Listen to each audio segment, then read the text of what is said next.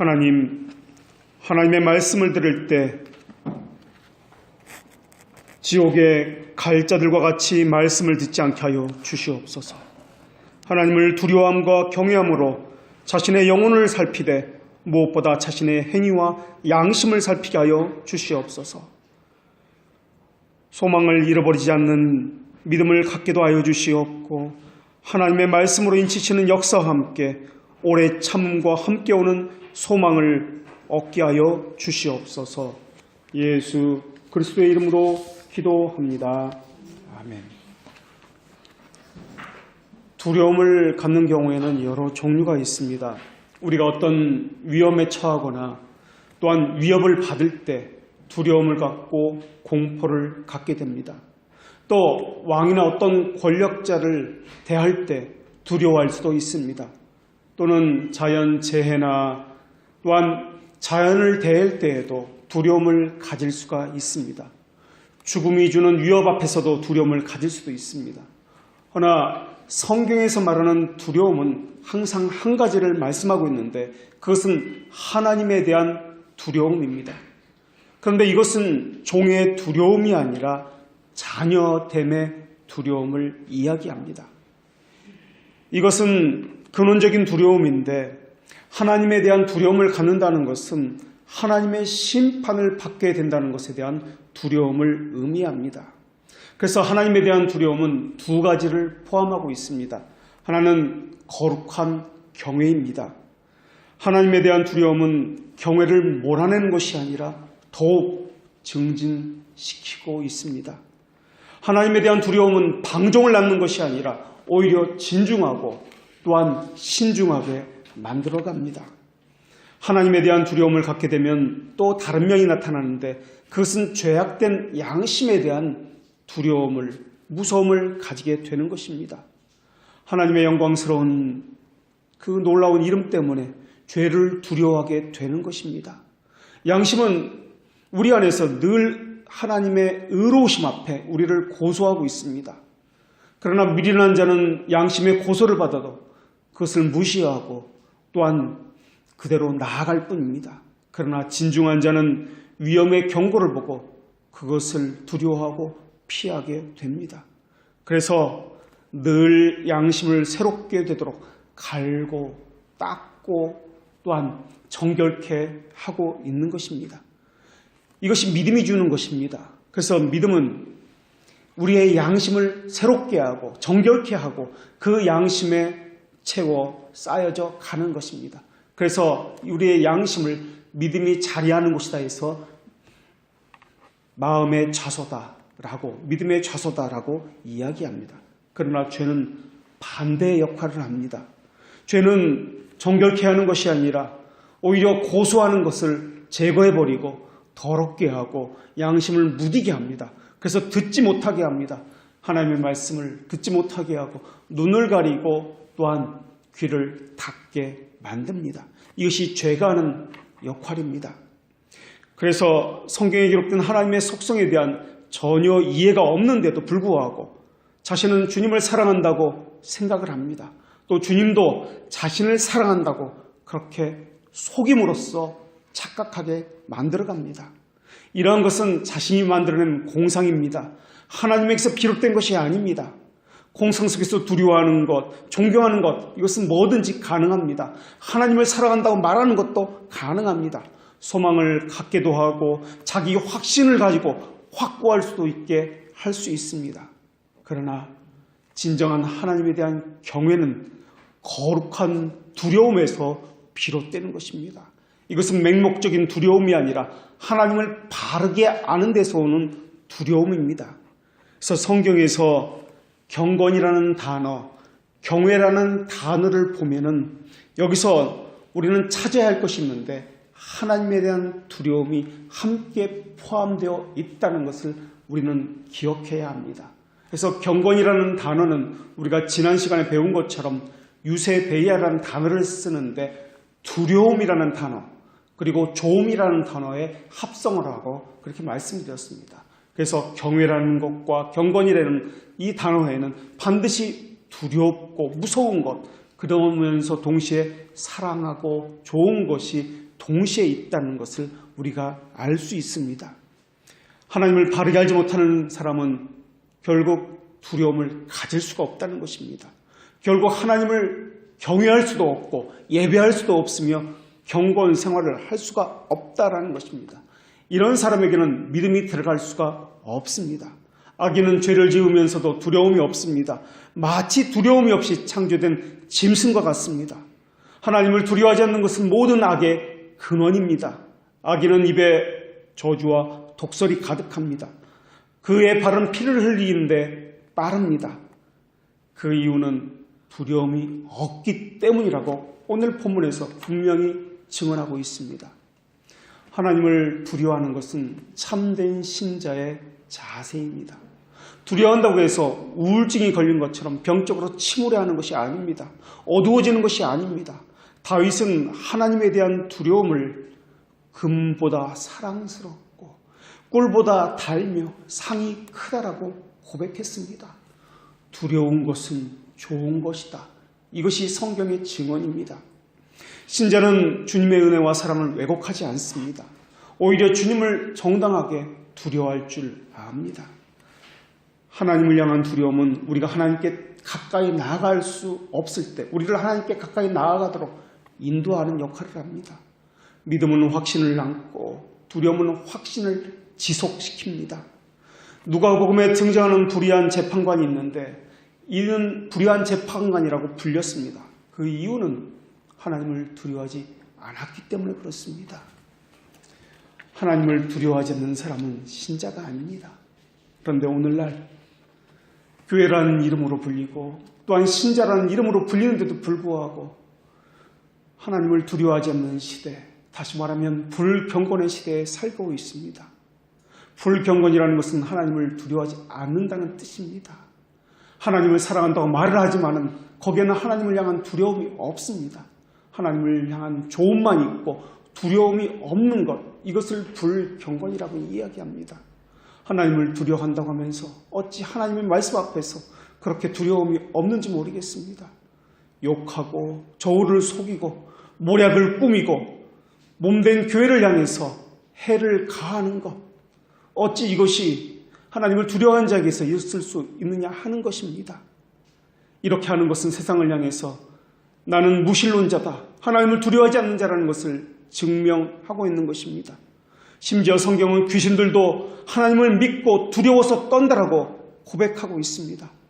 누구든지 하나님의 영광을 안다면 거룩한 두려움에 사로잡히게 될 것입니다.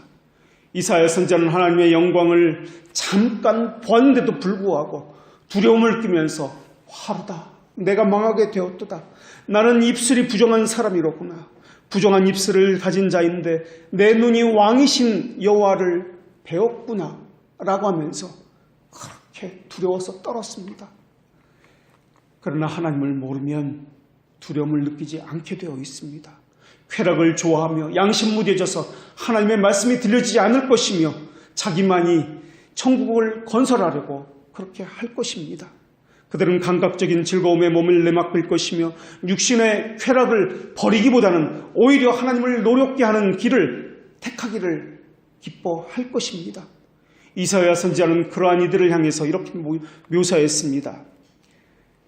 그날에 주 만군의 여호와께서 명령하사 통곡하며 애곡하며 머리털을 뜯으며 굵은 배를 띠라 하셨거늘 너희는 기뻐하며 즐거워하며 소를 죽이고 양을 잡아서 고기를 먹고 포도주를 마시며 내일 죽이리니 먹고 마시자 하는도다. 하나님을 두려워하지 않는 이유는 그들은 하나님의 사랑과 자비를 악용하고 있기 때문에 그렇습니다.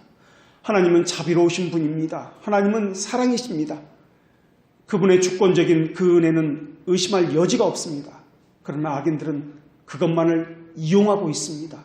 그것만을 이용해서 그들의 기도는 오직 내게 주십시오, 무엇도 필요하고 무엇도 주십시오라고 이용하고 있습니다. 하나님을 두려워하는 것이 없습니다. 자신이 죄인이라는 것을 그들은 망각하고 하나님이 나를 사랑한다는 것을 빌미로 무엇을 얻어내려고 하고 있습니다. 그래서 그들은 사랑의 하나님을 강조합니다. 하나님을 두려워하지 않고 공의의 하나님이라는 것은 그들은 망각합니다. 그래서 그들 속에는 사랑의 하나님을 강조하는 많은 모습들, 찬양과 말과 또한 생각들이 가득 차 있습니다. 하나님의 다른 속성들은 무시하거나 최소한으로 줄여서 이야기합니다. 그러나 성경은 하나님을 두려워하는 자들에게만 하나님의 긍휼하심을 내리겠다라고 말씀하고 있습니다. 이것이 복음서의 증언입니다. 모두에게 긍휼을 자비를 베푸는 것이 아니다라고 말씀하고 있다는 것입니다. 하나님을 두려워하지 않는 자에게는 하나님께서는 자비를 내리지 않는다는 것입니다. 그렇다면 하나님의 자비란 무엇입니까? 무엇과 연관되어 있습니까? 바로 죄의 가려움을 받는 칭의와 연관되어 있습니다. 다시 말하면 하나님의 자녀됨과 연관되어 있습니다. 하나님의 자녀가 아닌 사람은 기도를 아무리 한다 할지라도 하나님께서는 그 기도를 듣지 않습니다. 하나님을 두려워하지 않는 자는 다시 말하면 하나님의 자녀가 아니요 칭의를 받지 못한다는 뜻입니다. 우리는 세상에서 하나님에 대한 두려움이 사라진 것에 대해서 애통해야 합니다. 무엇보다도 하나님의 교회라고 불리는 그러한 곳에서 하나님을 두려워하지 않고 경거망동하고 하나님을 향한 예의 없음, 질서를 지키지 않는 것과 덕을 행하지 않는 것과 하나님의 말씀을 온전히 섬기지 아니하고 순종하지 않는 것을 우리는 애통해야 합니다. 수치를 두려워하는 자도 있습니다. 어떤 것을 잃어버리거나 어떤 대상에 대해서 무서워하는 자도 많이 있습니다. 그러나 하나님을 진심으로 두려워하는 자는 그렇게 많지 않은 것이 이 땅의 현실입니다. 거룩한 두려움은 하나님을 전혀 두려워하지 않고 쾌락에 빠져서 방탕에 사는 죄인을 책망하는 두려움입니다. 우리가 하나님에 대한 거룩한 두려움을 지니한 이유는 성교도 토마스 와트는 3가지 이유 때문이라고 그렇게 이야기했습니다. 첫째는 하나님께서 늘 우리를 바라보고 계시기 때문에 그렇습니다. 이것을 코람데오라고 이야기합니다. 우리가 경찰이 옆에 있다면 우리는 그들의 눈길을 의식해서 조심해서 운전을 합니다. 사람이 있어도 그렇게 의식을 하건만 주님께서 우리를 늘 지켜보고 계시고 우리의 걸음을 세고 계신다라고 인식을 하고 있다면 우리는 그렇게 할 수가 없습니다. 어둠 속에서도 우리 주님은 우리를 지켜보고 계십니다. 머리털까지 세시고 다 알고 계시는 분이십니다. 주님께서는 밤조차 낮처럼 환하게 여기시는 분이십니다. 밤의 구름도 하나님의 시야를 가릴 수 없으며 폭풍과 우박 역시도 하나님의 시야를 가릴 수 없습니다. 세상의 재판관은 오직 드러나는 것만 가지고 판단하지만 하나님은 마음을 보시고 그 중심을 판단하시기 때문에 드러나지 않는 모든 것을 하나님을 아시고 그것을 가지고 판단하시는 분이십니다. 하나님은 에스겔서에 나오는 그 말씀처럼 바퀴처럼 눈으로 가득 차 있습니다. 그래서 모든 눈으로 세상의 모든 것을 살피시는 분이십니다. 우리가 하나님을 두려워하는 두 번째 이유는 하나님은 우리가 주님을 두려워하지 않는 것을 하나님을 업신여기는 것이라고 여기시기 때문에 그렇습니다. 이 예배는 바로 하나님을 두려워한다는 표시, 하나님을 경외한다는 표시가 가장 드러나는 행위입니다. 하나님을 친송하지 않는 것은 그분께 잘못을 범하는 것입니다. 하나님을 두려워하지 않는 것은 그분을 업신여기는 것입니다. 사람은 자신이 무시당하는 것도 견디기 힘들어합니다. 그렇다면 벌레와 같고 지렁이와 같은 인간이 창조주 하나님을 멸시하는 것을 하나님께서는 어떻게 보시겠느냐 하는 것입니다. 우리가 두려워하는 세 번째 이유는 하나님께서 우리를 멸하실 능력이 있기 때문에 그렇습니다. 성경은 몸과 영혼을 지옥에서 멸하실 수 있는 분을 두려워하라고 그렇게 경고하고 있습니다.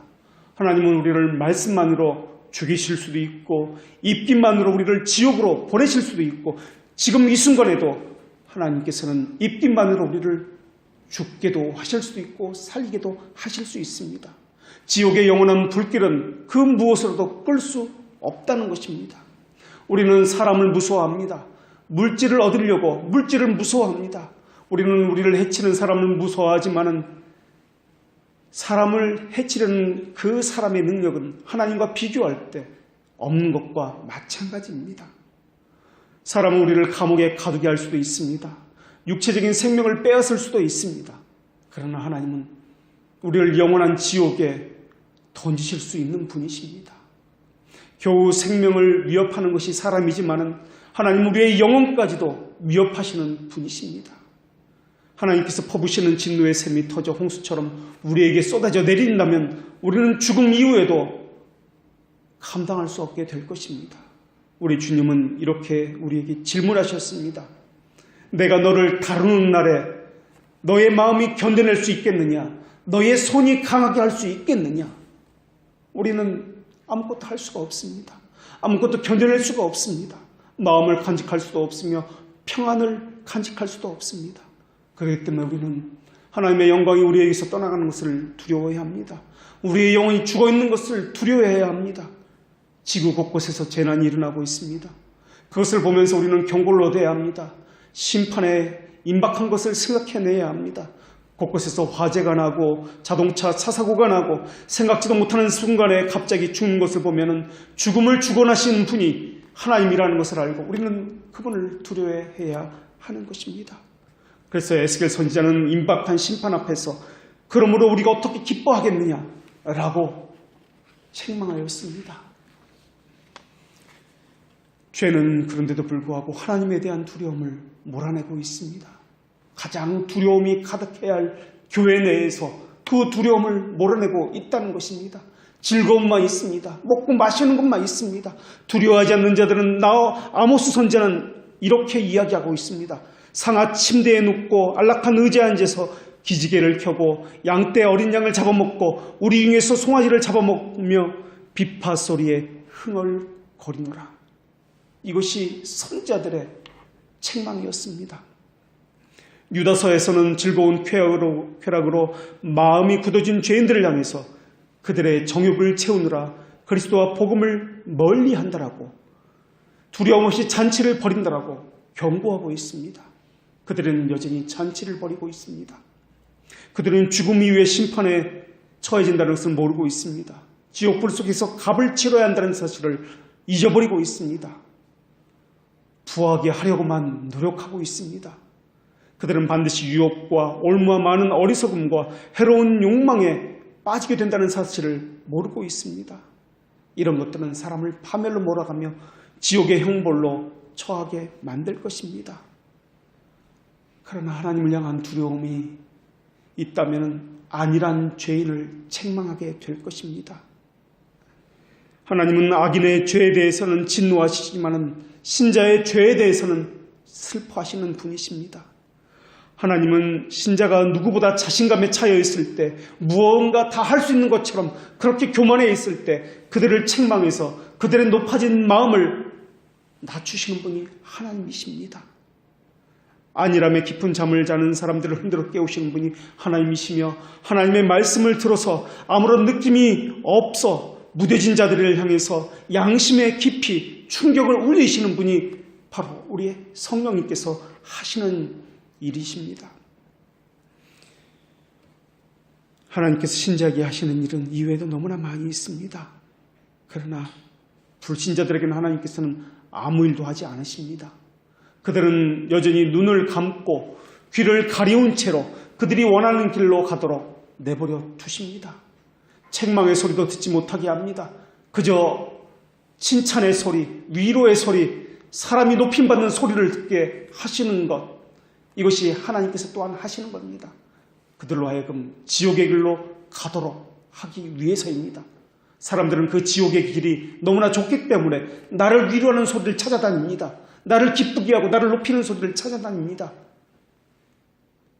그들은 아무리 자기 고집대로 행한다 할지라도 나는 안전하다 그렇게 생각할 것입니다.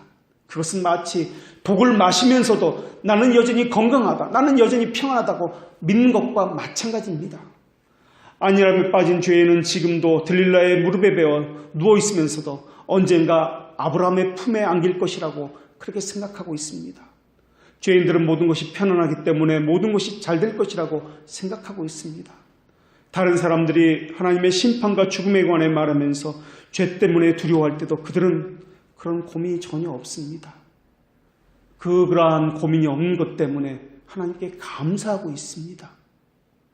다른 사람이 하나님의 심판과 죽음에 관해 말하면서도 죄를 두려워하는 그 순간에도 그들은 자신의 양심이 편안하다는 이유 때문에 나는 구원받았다고, 자신의 선한 양심을 지녔다고 착각하고 있습니다. 기억하십시오. 마귀가 성을 지키고 있을 때에도 모든 것이 편안한 것처럼 보인다는 사실 말입니다. 거짓 선자들은 평안하다 평안하다 외칩니다. 그러나 예레미야 선지자가 말한 것처럼 거기에는 저주가 있습니다. 먹고 마시는 예루살렘을 향해서 우리 주님은 오히려 애통해하며 예루살렘아 예루살렘아 하시면서 우셨습니다. 근거 없는 평안은 그 양심이 곧 심판을 받을 거라는 하나님의 책망의 말씀이라는 것을 기억해야 할 것입니다. 청교도 스티븐 찬옥이라는 사람은 두려움은 공의뿐만 아니라 하나님의 자비가 낳은 산물이다 라고 이야기했습니다. 하나님이 행하신 일을 생각하면 그 누구라도 하나님을 두려워해야 마땅합니다. 그리고 동시에 하나님을 사랑하고 하나님을 찬양할 수밖에 없습니다. 이것이 경건이고 이것이 믿음이기 때문에 그렇습니다. 하나님의 본질이 지닌 탁월함, 하나님이 행하신 위대한 일에 비하면 인간이 가진 혀가 무엇을 말하든지 하나님의 완전하심에는 턱없이 부족할 것입니다. 하나님의 위대하심은 보면 볼수록 인간은 너무나 한없이 초라하다는 것을 느끼기 때문에 하나님을 두려워함과 동시에 하나님의 사랑함이 동시에 있다는 것입니다. 그래서 찬양할 수밖에 없습니다. 그러나 천사의 노래로도 마찬가지입니다. 오히려 피조물이 하나님께 올려드리는 찬양은 피조물이 가지고 있는 비참함에서 나오는 것이기 때문에 하나님의 영광을 가리울 것입니다. 그것은 천사의 찬양도 마찬가지일 것입니다. 하나님은 두려움의 대상이시나 찬양을 받으시기엔 합당하신 분이십니다. 하나님이 자기 백성에게 내리신 자비만이 아니라 적에게 내린 심판을 통해서도 하나님은 두려움의 대상이 되고 계십니다. 공의와 자비는 함께 가는 것이지 분리되어서 생각할 수 있는 것이 아닙니다.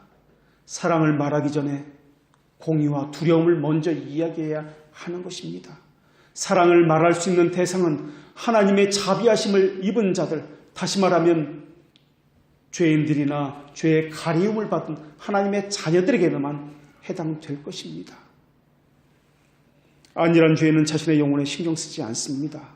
안일함에 빠진 죄인은 자신의 육신만 소중히 보살피며 영혼은 소홀히 여깁니다. 그들은 영적인 혼수 상태에 빠져 있으며 내세의 삶에는 관심이 없고 하나님의 심판도 두려워하지 않습니다. 심지어 하나님의 자비에 대해서도 별로 관심이 없습니다. 하나님이 나와 무슨 상관이 있느냐고 이야기합니다. 그러나 성경은 분명히 경고하고 있습니다. 마지막 때 나를 조롱하는 자들이 나타날 것이다 라고 말입니다. 그들은 거룩한 삶을 비웃고 참된 신앙을 조롱하며 성도들에게 비난을 퍼붓습니다. 그들은 하나님을 두려워하는 것과는 완전한 동떨어진 삶을 살고 있습니다. 그러나 참된 신앙은 하나님에 대한 두려움을 마음에 품도록 늘 잊지 않도록 권면을 합니다. 그래서 하나님에 대한 두려움은 우리의 모든 생각과 감정과 행동에 영향을 끼칩니다.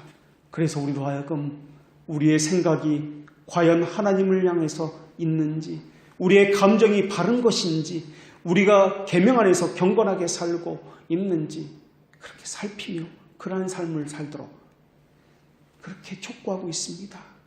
또 하나님과의 약속을 신실하게 지키며 그 관계에서 바르게 처신하도록 그렇게 만들어주고 있습니다. 천성적으로 선한 성품을 가졌다 할지라도 하나님을 향한 두려움이 없으면 성도라 불릴 수 없습니다. 성도라고 불릴 수 있는 사람은 하나님을 진심으로 두려워하는 사람입니다. 어거스틴은 자신은 두려워 떨리는 손으로 날마다 천국문을 두드렸다고 그렇게 고백하고 있습니다. 양은 두려워 떠는 천성을 가지고 있습니다. 그러한 본능을 가지고 있습니다. 그래서 우리 주님께서는 성도들을 향해서 양이라고 비유하신 것입니다. 두려워 떠는 것 때문에 목재를 의지 않고는 홀로 살아갈 수 없는 것, 이것이 성도이기 때문에 그렇습니다. 성도는 두려워 떨고 있어야 합니다. 자기의 보기에 좋은 대로 그렇게 살지 않습니다. 여호와를 두려워하는 것이 지혜의 시작이기 때문에 또한 그렇습니다. 지혜는 우리 자신을 깊이 살피게 합니다. 하나님에 대한 두려움은 우리로 하여금 자신의 영혼의 상태를 직시하게 만듭니다. 여호와의 비밀은 하나님을 두려워하는 자와 함께 주어지는 것입니다.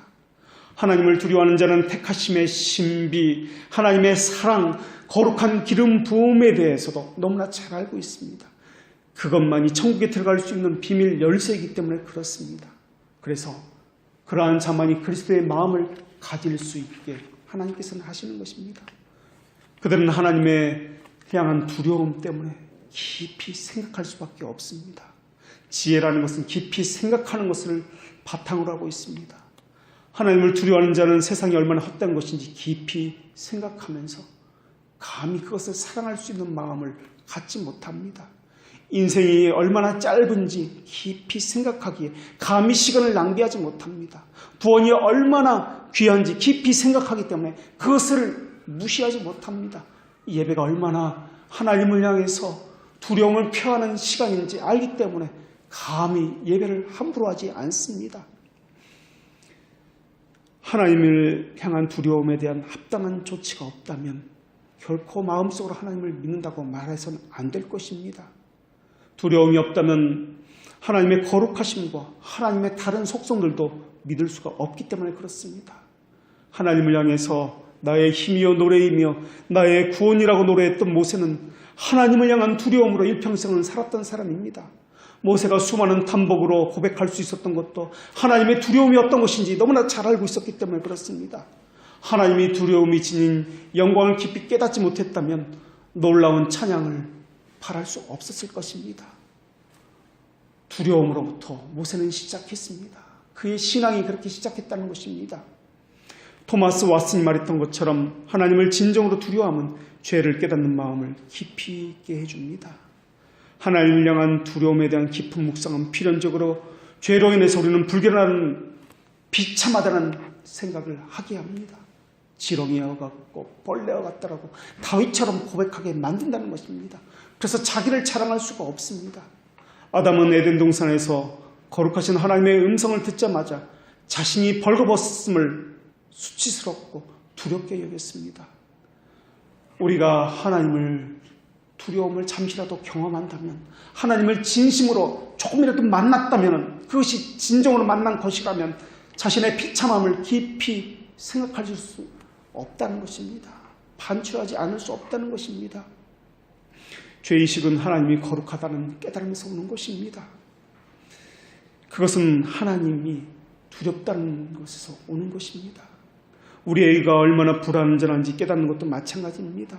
하나님의 심판대 앞에서 내가 얼마나 죄인인지 묵상함으로써 오는 것입니다. 누가 자신의 의와 자기 자신을 하나님이 사랑할 만한 대상으로 여길 수 있겠습니까? 하나님을 향한 거룩한 두려움이 있는 사람이면 자기 자신을 향해서 거룩한 불 앞에 소멸되는 지푸라기라 여기게 될 것입니다. 천사들도 하나님의 영광을 보고서 자신을 가려야 했습니다. 그렇다면 우리는 어떻게 하는 것이 마땅합니까? 우리 마음을 가장 괴롭히는 것은 우리가 마땅히 받아야 할 형벌 때문이 아닙니다. 우리가 죄를 범한 대상이 하나님이라는 사실 때문에 그렇습니다. 죄의 자각은 두려움 때문이 아니라 하나님이 어떠한 분이라는 것을 알므로써 생기는 것입니다. 자신의 추악함을 느껴본 적이 없는 사람은 하나님을 깨닫지 못한 사람입니다. 예배에 와서 자신의 추악함을 깨닫지 못하는 것은 예배가 아닙니다. 하나님을 만난 것이 아닙니다. 하나님을 두려워하게 되면 교만할 수 없고 겸손해질 수밖에 없습니다. 비천한 욕망의 진흙탕 속에 뒹구는 자들을 볼 때마다 우리는 그들을 향해서 바리새인이라고 이야기합니다. 교만해지고 마음은 높아져 있습니다. 우리가 무엇을 할 수 있다. 우리 교회가 무엇을 했다. 내가 무엇을 했다. 영광의 박수를 우리를 향해서 치도록 그렇게 만듭니다. 그러나 하나님이 내보이시는 두려움을 본다면 교만이 행할 수 없습니다. 자랑을 자기 자신에게, 박수를 사람에게 할 수가 없습니다. 하나님을 향한 두려움이 있다면 헛된 자랑과 자만심 속에 있을 수가 없습니다. 성경은 이 거룩하신 여호와 앞에 누가 능히 서리오라고 그렇게 말씀하고 있습니다. 이 말씀은 넘치는 승리의 기쁨에 들떠서 언약궤를 쳐다본 사람들이 죽임을 당하고서 그들이 엄청난 두려움을 느끼고서 고백한 말입니다. 능히 누가 주 앞에 서리요. 천사들이 자신의 얼굴을 가림으로써 하나님의 위엄이 지닌 광채를 감당하기 위해서는 자신들이 너무나 부끄럽고 추악하다는 것을 표현해냈습니다.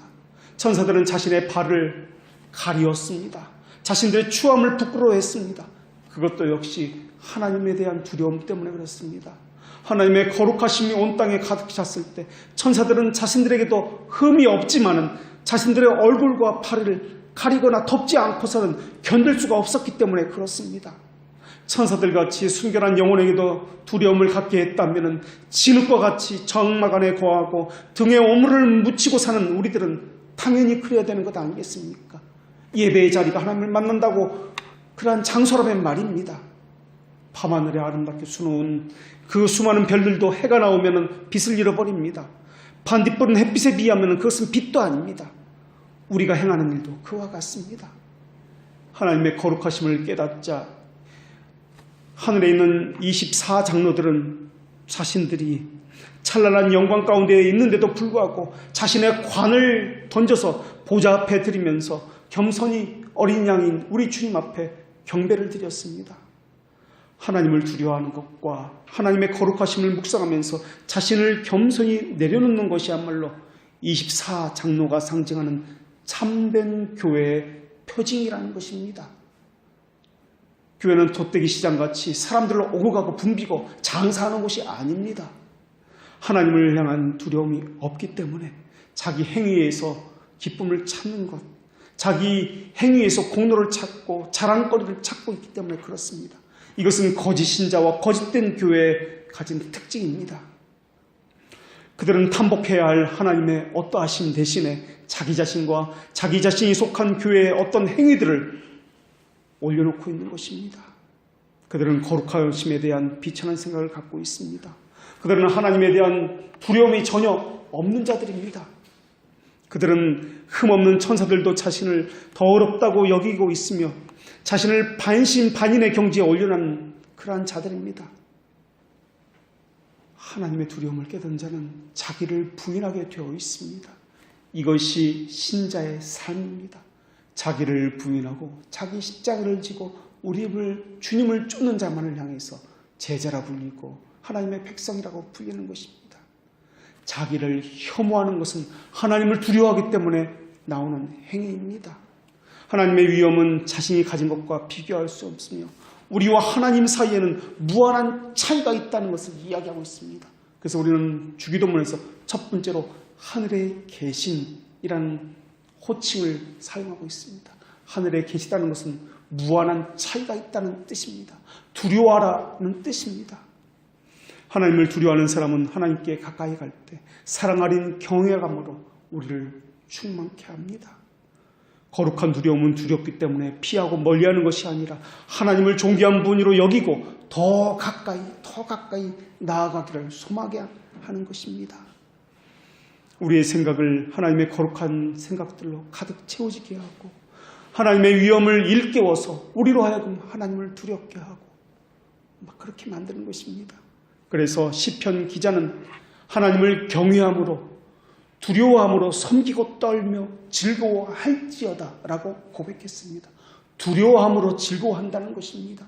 역설이지만 이것이 성경에서 말하는 두려움입니다. 이 말씀은 하나님의 순결하신 눈을 상하게 할 수 있는 어떤 것도 하나님 앞에 내어놓기를 두려워하라는 것입니다. 만일 이사야 선지자가 하나님의 영광을 보았을 때 우리가 그 자리에 함께 있었다면 만일 천사들의 찬송 소리로 자신들을 몸에 가리는 찬송 소리를 우리도 함께 들었다면 예배를 대하는 우리의 태도는 우리의 자세와 산만한 생각들은 우리의 마음은 당연히 있을 수가 없었을 것입니다. 두려워 떨었을 것입니다. 시편 기자는 찬송하라, 하나님을 찬송하라, 찬송하라, 우리 왕을 찬송하라라고 고백했습니다. 그 이유는 하나님이 무배성을 다스리며 하나님께서는 거룩한 보좌에 앉으셨기 때문에 그렇다는 것입니다.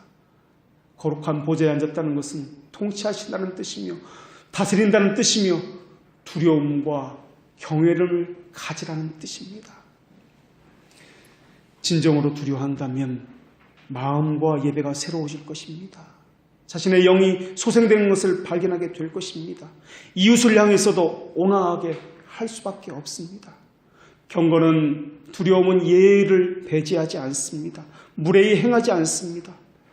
위험을 가까이 않는 것이 지혜이듯이 두려움은 우리로 하여금 하나님의 진노를 피해 달아나도록 만들고 있습니다. 여러분 안에 하나님을 향한 두려움이 있습니까? 두려움이 있다면 하나님을 향한 바른 경외심을 갖게 될 것입니다. 유혹과 죄에 대해서 무정하게 될 것입니다. 무엇 때문에 이 교도들이 그렇게 방탕하며 영적으로 반만하게 행했습니까? 하나님을 두려워하지 않기 때문에 그렇습니다. 오늘 본문에서 사람들이 속이고 피를 흘리고 저주와 악독이 왜 가득합니까? 하나님을 두려워하지 않기 때문에 그렇습니다. 부패함이 머리를 왜 내밉니까? 하나님을 두려워하지 않기 때문에 그렇습니다. 하나님을 향한 두려움은 그 어떤 더러운 것도 우리 안에 받아들이지 않게 하는 역할을 합니다. 또 하나님의 그 향한 두려움은 하나님의 순결하심 앞에 우리가 얼마나 가증스러운지를 깨닫게 할 것입니다. 우리 안에 있는 이 우상들을 버리게 할 뿐만 아니라 아주 보잘것없는 생각들을, 그 우리 안에 있는 계획들은 이것은 하찮고 더러운 것이다라고 버리게 할 것입니다. 욥은 단지 하나님을 슬쩍 본 것만으로 두려움에 휩싸였습니다. 그래서 이렇게 고백했습니다. 내가 죽게 되어 귀로 듣기만 하였사오나 이제는 눈으로 주를 배움나이다. 그러므로 내가 스스로 거두어드리고 티끌과 재 가운데서 회개하나이다. 하나님을 향한 두려움을 가진 사람은 이럴 수밖에 없습니다. 회개로 이끌고 생명으로 이끌게 되어 있습니다. 이것이 신자입니다. 거룩한 두려움은 영광의 득불로 우리가 가는 길을 밝힐 것이며, 거룩한 두려움은 하나님과 동행하는 영원한 삶으로 우리를 인도할 것입니다. 그러나 두려워하지 않는 자는 자족함을 모를 것입니다. 풍요한 중에도 그들은 가난하다고 이야기할 것이고 빈곤이라는 괴로움에 사로잡히고 있다라고 말할 것입니다. 그들은 충분히 가졌는데도 불구하고 늘 부족하다고 여기게 될 것입니다. 그들은 아무것도 하지 않았는데도 불구하고 이미 너무나 많은 것을 했다라고 그렇게 여기고 있을 것입니다. 그들은 이미 충분히 지옥에 갈 만한 자격을 갖추고 있는데도 불구하고 나는 천국에 갈 수 있는 자격을 얻었다라고 생각하고 있을 것입니다. 하나님을 두려워하지 않는 자가 무언가 빠진 것이 있기에 아무리 곳간이 가득 차 있다 할지라도 그들의 마음은 편하지 않을 것입니다. 그들은 세상이 주는 달콤한 탐욕 때문에 그 탐욕의 물을 들이마시면 들이마실수록 갈등은 해소할 것처럼 보였지만 오히려 더 목이 말라서 그렇게 갈급해서 세상을 향해서 나아가게 될 것입니다. 청교도 토마스 와스는 하나님을 두려워하는 자는 다음 6가지를 두려워해야 한다고 이야기했습니다. 첫째로 하나님을 두려워하는 자들은 사탄의 덫을 두려워하라고 경고하고 있습니다. 믿음의 눈이 있어서 덫을 발견할 때마다 우리는 멀리 도망가야 합니다. 그러나 사탄의 계략은 그렇게 분별하기 쉬운 것이 아닙니다. 사탄은 거룩함을 상실했지만 능력과 속임수는 여전히 가지고 있습니다. 사탄의 덫은 매우 교모해서 하나님을 두려워하지 않는 자는 그것을 결코 피해낼 수도 없으며 분별할 수도 없습니다. 사탄은 경건의 모양을 가지고 미끼를 가지고 유인하고 있습니다. 자기 깃발을 그리스도인의 깃발처럼 꾸미고 자신을 빛의 천사로 가장해서 우리에게 나타나기 때문에 그렇습니다. 사탄은 인간에게 선을 이루기 위해서 악을 행하라고 유혹하고 있습니다. 하나님을 더 잘 섬기기 위해서 높은 지위에 올라가라고 그렇게 이야기하고 있습니다. 이렇게 선의로 위장한 마귀가 우리 주위에 너무나 많이 있습니다.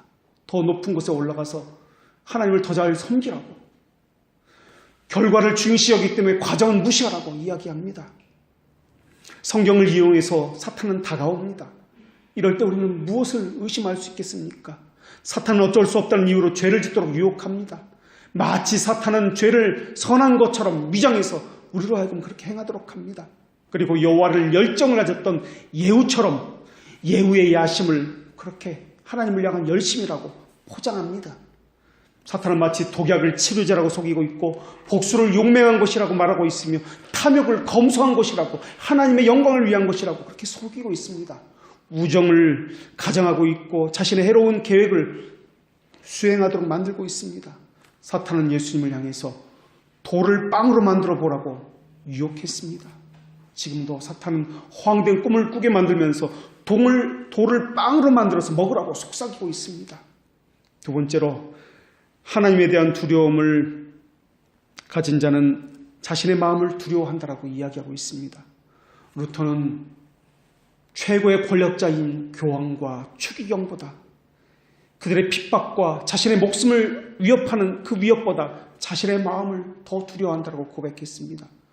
성경은 만물보다 거짓된 것이 우리 마음이다라고 이야기합니다. 저울에도 속임이 있고 친구 사이에도 속임이 있습니다. 그러나 다른 무엇보다도 우리 마음이 가장 거짓되고 속인다는 것이 성경의 증언입니다. 마음은 아첨한 것으로 우리를 속입니다. 마음은 그렇게까지 나쁜 사람이 아니라고 우리를 속이고 있습니다. 마음은 거룩한 것을 대할 때 우리를 속이고 있고 우리를 거짓 은혜로 눈물을 흘리면서 내가 감정에 감동을 받은 것으로 은혜를 받았다라고 속이고 있습니다. 세 번째로 하나님에 대한 두려움은 우리로 하여금 죽음을 두렵게 만듭니다. 우리가 죽음을 두려워야 영혼에 들어가는 관문이 될 수 있으며 죽음은 한 번밖에 없는 심각한 것입니다. 그러나 우리가 삶과 죽음을 주관하시는 하나님을 두려워야 할 것입니다. 네 번째로 하나님에 대한 두려움은 심판을 두려워하게 만듭니다. 중세 신학자 안셀름은 대부분의 시간들을 심판의 날을 묵상하는 것으로 시간을 보냈습니다. 제롬이라는 사람은 항상 죽은 자들이 일어나서 심판으로 나오라는 말을 되새기면서 그렇게 신앙생활을 했습니다. 신자의 기도가 바로 이것입니다. 늘 생각해야 하는 것도 바로 이 심판을 신자는 생각해야 합니다. 다섯 번째로 하나님에 대한 두려움은 지옥을 두려워하게 만든다고 이야기했습니다. 지옥은 고통받는 곳입니다. 사악한 죄인들을 내가 지옥에 갈 것이라는 것을 꿈에도 생각하지 못합니다. 자신의 행위를 들어서 나는 천국에 갈 것이라고 생각합니다. 그렇기 때문에 우리는 지옥을 더더욱 두려워해야 합니다. 경건한 자는 지옥에 가는 사람이 너무나 많다는 사실을 알기 때문에 두려워합니다. 그 중에 하나가 나일 수도 있기 때문에 두려워하는 것입니다. 여섯 번째로 하나님에 대한 두려움은 천국을 생각하며 두려워하게 됩니다. 이렇게 질문할 수도 있습니다. 우리는 천국을 두려워하는 것이 아니라 소망해야 되는 것 아닙니까? 하지만 우리는 혹시라도 천국에 이르지 못할까 봐 두려워해야 합니다. 바울만큼 하나님과 천국을 소망한 사람이 어디에 있단 말입니까? 그럼 또 바울은 항상 두려움 가운데에서 나는 남에게 복음을 전한 후에 나 자신이 버림을 받을까 봐 두렵고 떨림으로 구원을 이루기를 소망하노라 라고 고백했습니다. 바울 같은 사람도 지옥 갈까 봐 그렇게 두렵고 떨림으로 날마다 자신의 구원을 돌아봤건만 우리는 어떠한 사람입니까? 그렇다면 우리는 어떻게 해야 합니까? 항상 하나님을 바라보고 그분의 위대하심을 묵상해야 할 것입니다. 성경 읽기라는 것은 읽는 것이 아닙니다. 묵상을 의미합니다. 우리 신앙의 선배들이 묵상했던 것처럼 심판과 지옥을, 죽음을 묵상하는 것입니다. 묵상이라는 것은 그 말씀을 가지고 자신을 살펴보는 것이며 그 말씀을 통해서 무언가 하나님께서 내게 유교하는 것이 무엇인지를 늘 기억하라는 것입니다. 주님은 전능하신 하나님이십니다. 천사들을 통치하시고 모든 군주들을 심판하신 분이십니다. 생명과 죽음을 주관하시고 땅의 왕들을 두렵게 떨게 만드시는 분이 우리 주님이십니다. 하나님의 전지전능하심과 측량할 수 없는 하나님의 위대하심을 묵상한다면 우리의 마음은 거룩하심, 경외감 가운데 휩싸일 수밖에 없게 되어 있습니다. 그것만큼 믿음이 있게 되고 그것만큼 믿음이 성장할 수밖에 없는 것입니다. 인간이 하나님을 두려워하지 않는 이유는 그분을 묵상하지 않기 때문에 그렇습니다. 이제 하나님께서 우리에게도 거룩한 두려움을 주시길 기도하십시오.